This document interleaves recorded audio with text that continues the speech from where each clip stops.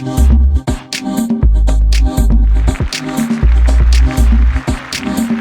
to the Impact of Educational Leadership podcast with ID3 for Isaiah Jerome III. This show was designed to provide an exclusive forum on educational achievement gaps related to learner success while discovering relationships and family issues in a diverse setting.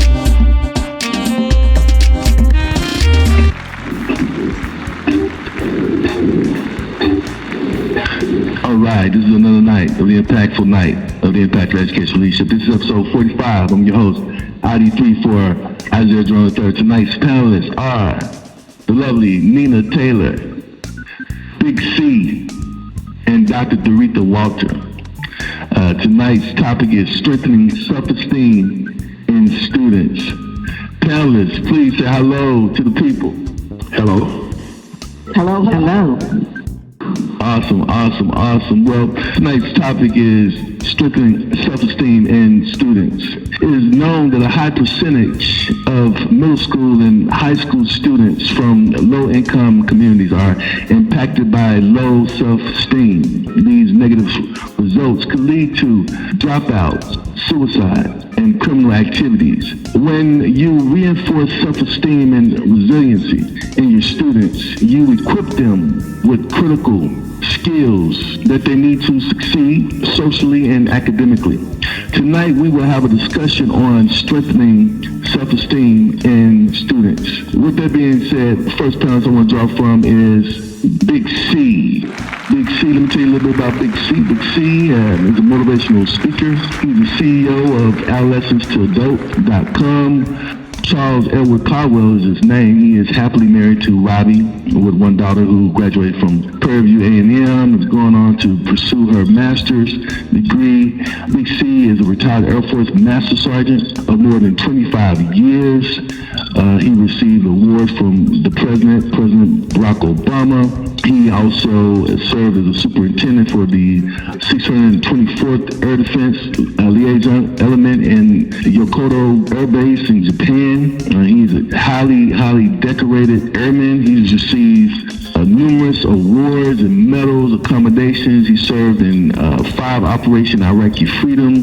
He has created the Man Up University in Mansfield ISD in Texas. He's also worked with Cindy Muncrief, the NBA Hall of Famer. He's also worked alongside with shoulder to shoulder with the world champion boxer Evander Holyfield, the real deal.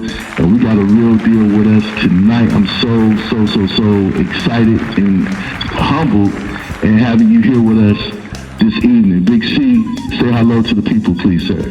Hello, everyone. Thank you, Isaiah, for having me on.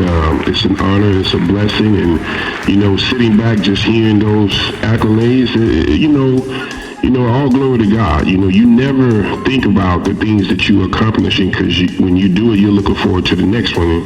But when you hear somebody else read it, it's an honor. So all glory to God, and thanks for the opportunity to share my experience with everyone that's on board. Absolutely. We thank you, sir. And speaking of your background and your bio, you don't accomplish what you accomplish without going through a lot. And when you go through a lot, you got to receive some type of wisdom, some type of knowledge from those experiences to get the awards that you have received and the accommodations that you have acquired. And with that being said, Big C, my question for you is, how do we help children, how do we help our kids through their experiences to be more resilient, sir? The first thing I would say is never give up. You listen, you follow instructions, and you never give up. And, as you mentioned previously, a lot of kids that are failing, that are dropping out with low self-esteem are from, low-income areas. And this is what I tell the kids when I talk to them. You can learn from anybody. If a person does something good and they progress, then you mimic that. But if somebody does something wrong, make a mistake, then you don't make that same mistake. So I don't care who it is, you can learn from anyone. You just sit back and observe. Don't look, observe. And when you observe, you can learn from other people's mistakes, and you can learn from other people, that are progressing. So it's all about wanting to succeed. It's got to be in your heart. You got to want to do better. You got to want to get out of the situation you're in.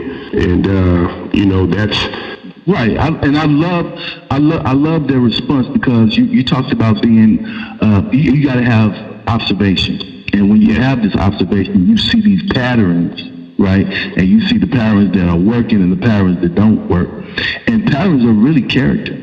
Some people call them themes. You got many names for it, but it's a repetition. It's a repetition of things, and then you find out what tools work to help manage or fix, however you want to classify it, but to get to the end result, which is to succeed, to be successful, which means you have to make a decision to be successful. You have to decide, you have to commit, you have to act upon it.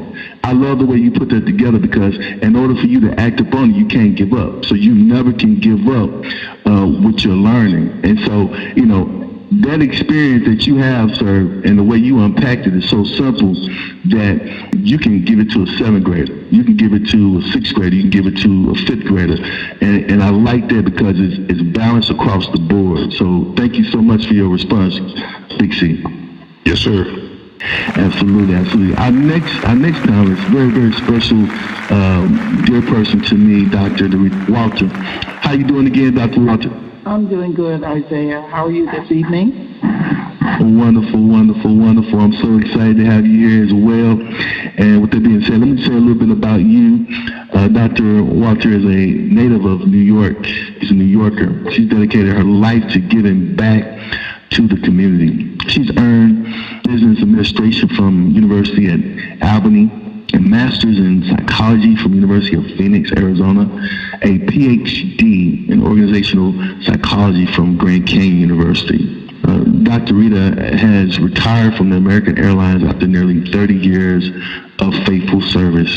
And she is currently a dissertation committee content expert with Grand Canyon University, amongst much more things. She also wears a lot of hats. She's a licensed life coach. She mentors various youth groups. Dr. Walter is also the president of a foundation called the Broken Healing Foundation, and she is so proud to provide her knowledge, her support, her leadership, and her mentorship to those youth that are in the 100 and Beyond program. And so we are glad to have her here. So my question to you, Dr. Walter, is what are some tools that you use to, instead of reacting to problem behavior, you accept students for who they are? That's my question. Okay. Well, Isaiah, sometimes, when it comes to problem behavior, children are acting out for a reason. Other times, they could be seeking attention and trying desperately to be noticed for a reason, no doubt. They're looking for us to show them some love, or to ask them what's the problem, what's going on with them. So sometimes children may be acting out, but they may be doing so out of desperation. They're pretty complicated beings, Sometimes when they're displaying problem behavior, they invert. Sometimes they blurt out. Sometimes they yell out a term while they're in class. Sometimes they hit other children. And in worst case scenarios, they bully other children. And as adults, we must be cognizant of all those factors and realize that sometimes there's an underlying issue that they just won't speak about. Maybe the child's being molested or being abused mentally or physically, or maybe something else may be going on which might be purely unthinkable, to the average person. So you just never know. Each child is different. It's a matter of breaking through, and as educators, we have to be able to identify these behaviors, and we must ourselves be flexible. As for the other part of your question, reacting to problem behavior, you have to accept students for who they are. And one major concern nowadays, is self-injury, such as cutting. In terms of problem behavior, however, you can counteract all that. What we've got to do as adults and as teachers is find a happy medium for them. So we have to learn to accept these young people for who they are, but within boundaries. So here's what I would suggest. First, we have to set some boundaries.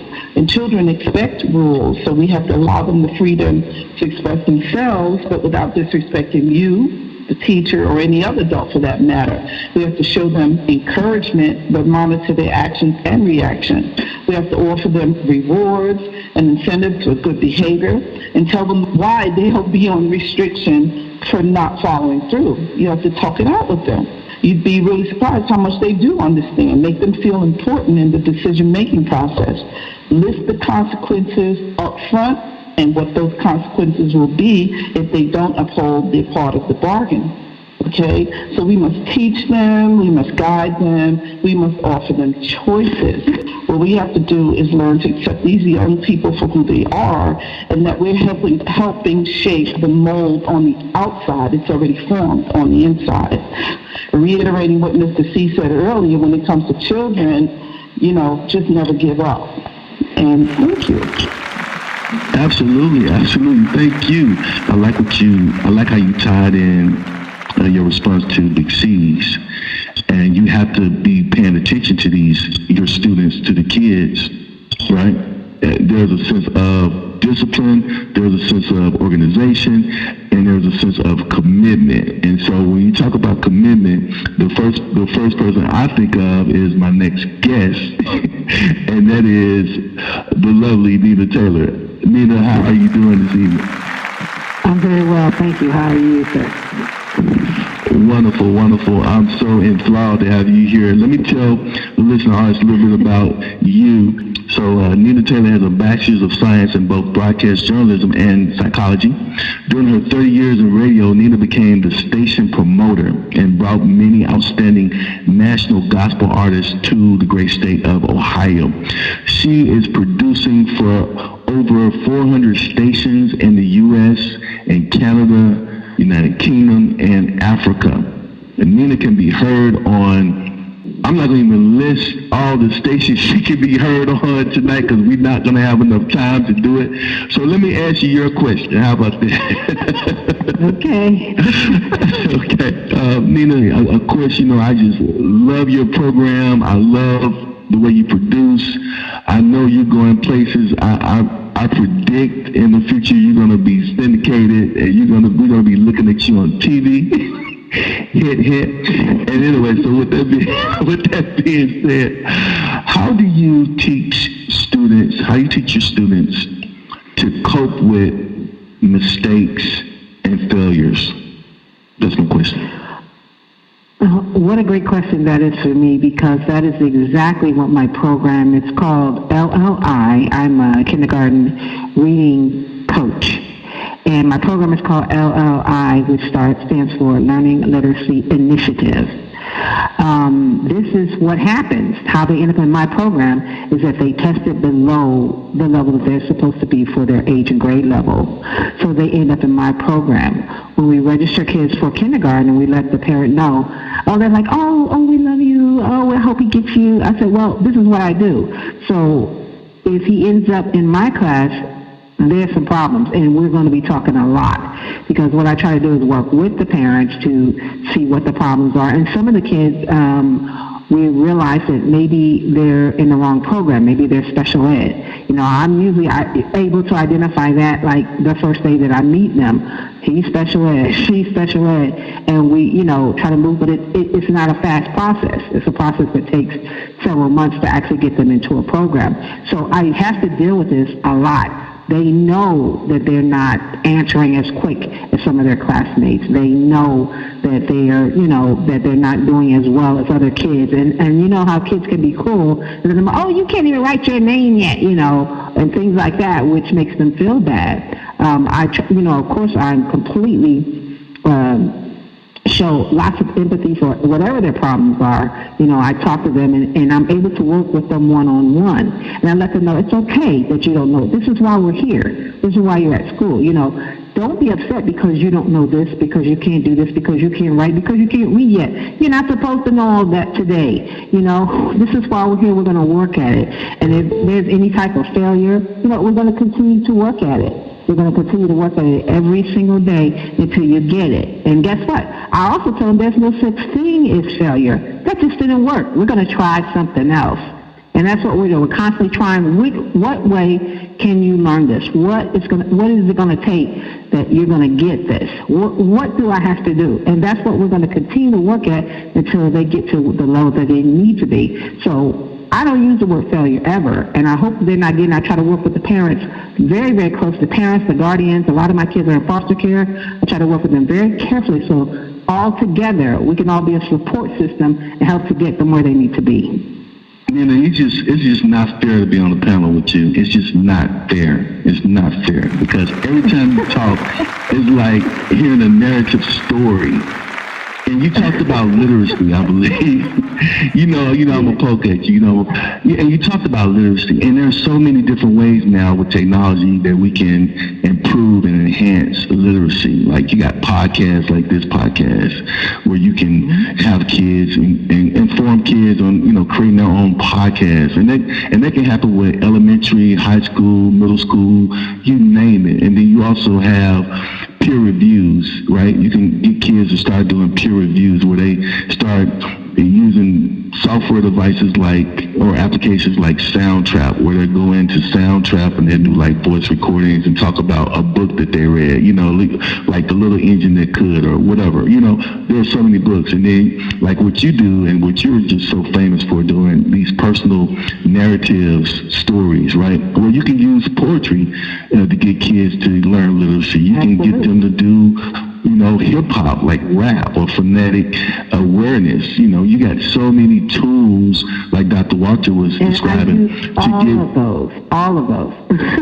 You see what I'm saying? I'm thinking I'm coming up with something new, but you got me on there. Oh, no. And then, no, you good. I had a kid who was into sports, who loved football, lived and died and breathed football. I bought him a football helmet, I bought him a football, and we took turns doing things related to football because that's what he loves, that's what he thinks about all the time. And that's how we learned to read, is by relating everything back to football. I love that. And I love you, right? And so with that being said, I'm gonna add to it. Thank you. Look at you. Okay, I can't compete. With that being said, thank you so much for your responses. They are just so thought-provoking, and I can just sit here and listen to you and drink tea all day long. Okay. With that being said, let me get to Big C. Big C, sir. I want to pull on you a little bit, and I want to know, because I know you listen with your heart, and I want you to share your heart. I want you to share your heart with the listening audience. And with that being said, my question for you is, what do people get when they get Big C? What do people get when they get you? That's my question. Isaiah, you and I have never physically met, but I operate from the heart. When you get Big C, you're going to get a sincere man that cares. And I don't care if it's a kid or an adult, boy, girl, man, or woman. They don't care how much you know until they know how much you care. Speaking of that, Dr. Walker, I'm an alumni of University of Phoenix myself with MBA with the University of Phoenix. But when you go into these and talk to these kids, they don't care. They don't care about your educational level. They want to know, do you care about me? And that's what's happening to a lot of our kids that are coming up, that are getting caught up. They feel like no one loves them. And as we very well know, suicide is on the rise. I mean, when we were kids, I'll be 60 next month. When we were kids, you never heard about suicide. But now, it's just prevalent. Every time you turn around, somebody is taking their life. And since you asked me to come from the heart, Isaiah, I'd like to read this poem that I wrote, and it's called Beyond the Broken Fence. And what it is an inspiration, hopefully, to deter people from suicide. And it reads as such: Beyond the broken fence, life is full of agony, pain, and sorrow. Makes you want to give up if there's no tomorrow. Why keep living in misery and suffering like this while narrowing your vision, only looking at the fence? But if you look to the skies where opportunity awaits, you understand that time is now and it's never too late. Because there's a world out there in the wild blue yonder. All it takes is vision, allowing your mind to wander. When you feel worthless, tired, and your body becomes weak, keep fighting and don't lose hope when times are bleak. If you look past the fence, you see trees and even the sky. But that depends on your mind and the willingness to try. The curvature of the earth is not the end of the world. This poem was written for all men, women, boys, and girls. There are occasions where you might feel tired of living. All problems are temporary, and every day is Thanksgiving. Don't allow Satan to destroy what Jesus did for us. Put your faith in God and always trust. To every person in the world reading this story, I didn't write this because God gets that glory. Life is hard. Times are tense. Just look past the broken fence. My goodness, man. Wow. That came from the heart. Wonderful. Yes, that came from the heart, and thank you for the intro, because that was a perfect time to read that. And when I wrote the poem, what I did is I took a broken old country fence, and I just took that picture. And then if you look at the fence, then you look past it, you see trees, then you see the sky, and as you know, the curvature of the earth is not the end of the world. So what that poem does, it just teaches us to look past the broken fence. Whatever problem you have right now is temporary. Whatever you're going through is temporary. And history repeats itself. Everybody goes through the same thing. See, kids nowadays, they got all this new technology. They don't understand. We did the same thing. Y'all got cell phones, but we just knew if you saw everybody bicycle, that's what a crew was. So we made it too. And three things that I like to speak of coming from the heart. It's adapt, improvise, and overcome. Adapt basically means you have to adjust to the environment you're in. We had a saying, when in Rome, act like Romans. But you have to adapt to the environment you're in. Improvise means you make the best of whatever situation you have at hand. And there are times when, you're going to struggle trying to make the best, because it just looks like there's no tomorrow. But you got to realize there's a light at the end of the tunnel. And I don't care what's going on with you. They used to tell us, don't burn your bridges because you might have to go back across them one day. Well, in life, there are bridges that are being burnt for you. You just walk into a bad situation.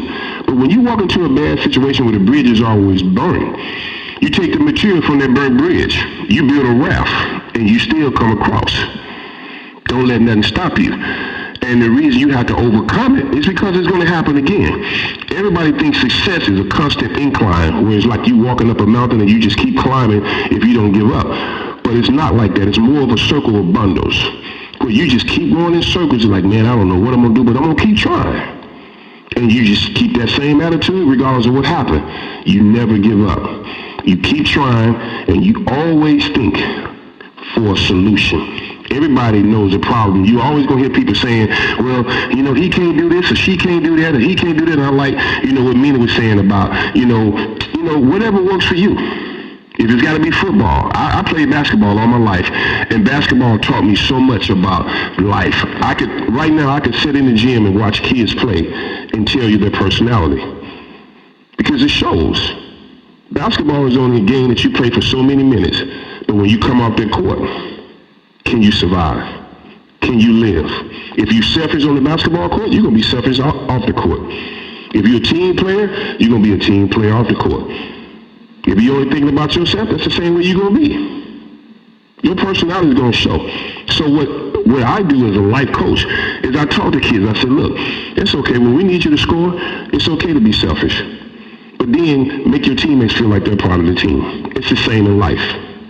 You have to have a heart. And I heard Dr. Walker say something about when you're dealing with kids that have problems. They might be struggling at home. They might be being molested. They might see their mom getting beat by their dad, or whatever the situation is. The most important thing I feel that we must have as mentors and leaders, i.e. teachers, whatever it is empathy. You have to have empathy for these kids, because you don't know what they're going through. Kids are coming to school now, 3rd, 4th, 5th grade, with major problems, anger management. and because of the things they're seeing. They're a product of their environment. So you have to make them say, hey, look, there is a tomorrow. Don't give up. Things will get better. I better stop right. I better stop mercy. Listen, Big C. You're relentless. Yeah. You're relentless. They have, you talking about basketball. I think it's Tim Grover or something like that. He wrote this book, and he said there's three types of people. You have closers, you have cleaners, and then you have coolers. And he said the cleaners are relentless because whatever you throw at them, they can take on the challenge, and they never bag down, they never quit. What I like about what you said, because you said so much, it was so powerful, it had so much power behind it. So for me to unpack it, I don't even have enough time in the day. But I can use two words to kind of help me chew on it. And that one word is connection. Okay? Because if you cannot connect, you cannot ignite. Connection is the ignition for any type of movement to happen, right? And the connection is going to help you encourage those kids that you're mentoring. That's what I believe. And the next word that I heard from you was caring. And I think you use it as a form of empathy. And like you said, if they can't feel that you care for them, that means they can't feel the love. And so love is the greatest fighter of all times, right? And it's patient, and it's long suffering. And when you, like Dr. Walter said, when things aren't, acting right or going right as far as behavior, it's that love that kicks in, that fuels you. You know what I mean? And so for me to even respond back to what you said would be a dishonor and a disservice, sir. So I want to thank you so much for that response. With that being said, my next question is going to go to Dr. Walter. Dr. Walter, my question for you is, how do you increase a student's sense of ownership? That's my question. All right. Big C, that poem was great, and thank you much. And so to answer your question, Isaiah, the first thing you can do to increase a student's sense of ownership is to make them accountable. Okay, and by doing so, you have to give them a sense of responsibility.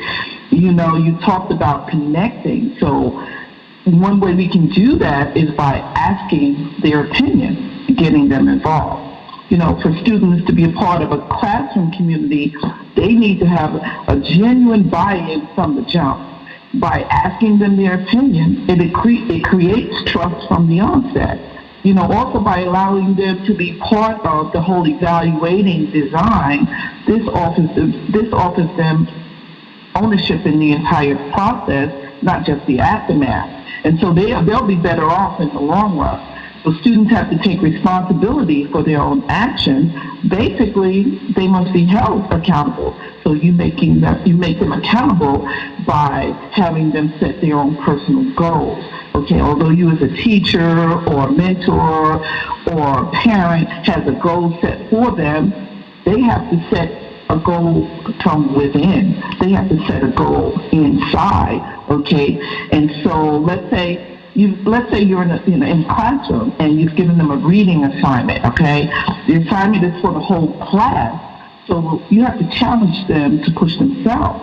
So what you can do is you can make it fun. You can make it a contest. You can make it a prize contest, for that matter, for the students who do it the quickest. Make it enticing for them, pique their interest. Sometimes they'll work harder if they're challenged for a prize. Have the students keep track of their progress, give them milestones by which to proceed, have them document their own scores, their own work, and record their own progress, because then they've got it's self-awareness right there. So this action makes them push themselves, and that way they'll be able to self-identify and identify their own strengths and weaknesses and see the necessary areas in which they need to improve. okay? And you can increase their student decision making, okay? Offer them choices by telling them, letting them, the students, the child, decide which objectives they want to review and conquer first, okay? So you can increase or you can raise their student responsibility. So put some students in charge of explaining or reviewing certain concepts for the class. That way they can show off a little bit of what they know, and then, they can challenge themselves. Because when students are responsible for helping their peers understand the concept, they may feel more ownership over the task, and you'd be surprised how many of them rise to the challenge. Not only does the student feel that power and ownership, but also that same student can show his peers that they too can gain that same power. And if they can't, then he can show them how to get that power. You know what I mean? So in closing, I'd just like to say, when it comes to students and the sense of ownership, it really depends on the individual involved. So how secure is that individual in individual student, in taking ownership? Does he even want to own it? Will he shy away from it? Will he rebel because you basically forced this on him? It's a give and take situation. You have to, really, really think about it. And you as the adult must tread cautiously and lightly. Listen, that mind of that child is still evolving. And sometimes you just don't know where you're going to end, what you're going to end up with. Just think about it. If we as adults sometimes don't know how do we expect them to know all the time? We can't. And with that, I say thank you. Absolutely. Thank you. Tonight's topic is strengthening self-esteem in students. And Dr. Walter, I like the way you tied in responsibility, right, with personal goals. And to me, that led me to something that I was taught growing up, and that's creating a vision board, right? And so this vision board is something that you have to give you an assignment of where you want to go. So it's an objective, but it's a short objective, a short goal, right? And you make them small at first, easy to attain, and then you kind of build from that. Big C is a basketball player, a professional basketball player, so he knows all about setting goals, measuring goals, and achieving small to long range goals, right? And so, for me, Dr. Walter, when you were speaking, it was like an array of sunlight, because I really respected what you were giving tonight. And for me, in order to have a strong sense of ownership, like so Dr. Walter is you have to hunt for the good stuff, right? And that's being resilient. And also, Dr. Walter, I think that's what you were referring to when you started mentioning being flexible, being like water, meaning when you have that love, you can be poured out anywhere, because you will go anywhere in the name of love. So thank you for that response. And with that being said, I think the platform, absolutely. With that being said, I think the platform has been staged or set up for a personal story to kind of tie this whole discussion together. And there's so many people on this panel that can tell stories, personal stories of what they have achieved and their experiences and what they have had to overcome. Rita, please share a personal story with us that's related to this discussion tonight, if you don't mind. Well, no, I don't mind at all. I have so many stories. It's like difficult to, I think probably something that happened just recently. Well, it didn't happen recently. I've been in education this is my 14th year. When I first started, I was in the discipline program. I don't know if anybody's familiar with it, but we have a program called PEAK, which is supposed to stand for Positive Enforcement Academic. Anyway, that's not what it is. It's a punishment room. Okay, so if you're a child who, you get in trouble at school, you're going to PEAK. They send you to PEAK, and you have to stay there, and some of them come in crying. And so I did that for probably the first 2 years. that I started working in the public school system. Well, one school I was there for a long-term assignment, and they told me about this boy named Sean. I'm not going to say his last name, but his name was Sean. It was like, oh, you'll be meeting him. Oh, Sean this, Sean that. I mean, it's like everybody in the school, even the custodian was talking about Sean. I said, he can't be that bad. How old is he? I think he was in like the second or third grade. Yeah, I think it was about the third grade. So finally, the first day there, I'd been there like maybe 2 hours, here comes Sean. I said, oh, so you're Sean, you know. So I said, sit down. I said, come talk to me. And, you know, to me, he just was like a regular kid, but it's like he had the whole school in terror, you know. And I said, Sean, I said, listen, first of all, let's get something straight. You don't scare me. You know, what's going on with you? And I just sat and talked with him. And then another little kid came in crying, and I said, Sean, I said, help him with his homework, because you're not going to sit in here and just chit-chat, stare at the wall, watch TV. I said, help the little one with his homework. And I noticed that Sean was so good with this child. And I was saying, gosh, he's so good. And I just sat and watched him. I said, he is so good at teaching him, you know. He says, no. And the way he was explaining to him. And I said, now here's this bad boy, has the whole school in terror, and look how good he is with this little boy.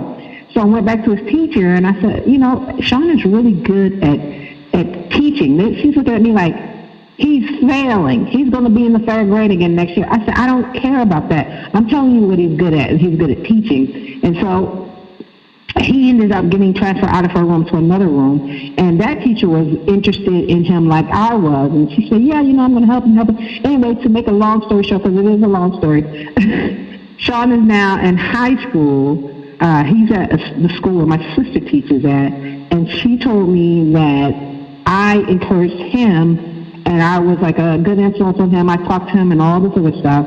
The long story short, he's going to the Ohio State University, and he's decided to be a teacher. Amen.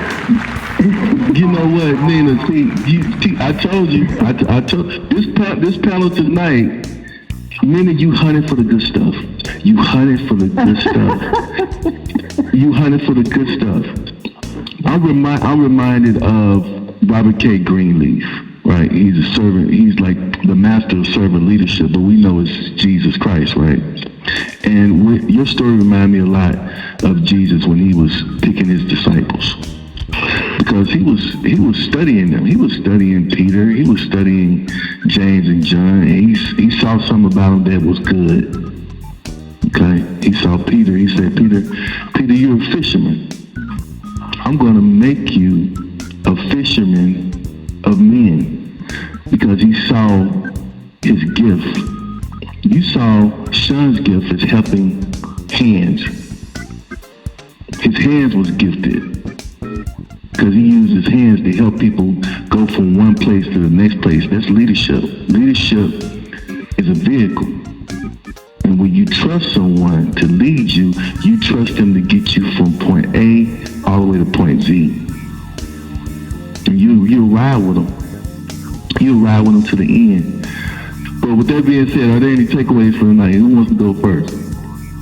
Can I go first? Because I want to speak on what that story Mina just shared. And I'd like to elaborate on that. Mina, I feel that what you did with Sean is that you made him feel belonged. See, everybody thought he was a problem child because they kept pointing fingers at him. Now, this kid's second or third grade. How can you handle, criticism at 8, 9 years old? You don't understand constructive criticism at that age. None of us do. But then you made him feel like he's important, that you could have somebody else. Now, that's what he want to do for the rest of his life. Mm-hmm. Amen. I love that story. I feel like I almost cried just thinking about it myself, but you're absolutely right. Well, listen, this was another impactful night of the impact of educational leadership. This is episode 45. I'm your host, ID3 for Isaiah Drone III. Our panelists tonight were the lovely Nina Taylor, Big C, and Dr. Dorethea Walter. Good night. Welcome to the Impact of Educational Leadership podcast with ID3 for Isaiah Drone III. This show was designed to provide an exclusive forum on educational achievement gaps related to learner success while discovering relationships and family issues in a diverse setting.